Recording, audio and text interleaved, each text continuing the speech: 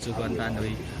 来视察咱这绿茂行周边一个景观工程，会当讲这次争取营建署争取这个500万的这个经费来铺设咱绿茂行周边的一个铺面即将会要完工所以今天带主管来做一个视察现在目前的工期已经进入一个完工的已经差不多80%会当讲这个铺面会当带领咱观光客会当引导来到绿茂行来看见绿茂行这个古迹会当绿茂行展现未来迄个过去迄个往迹，会当讲互呈现更较多的观光客来体会咱绿茂行伫遮我嘛要求咱的厂商会当讲落实要求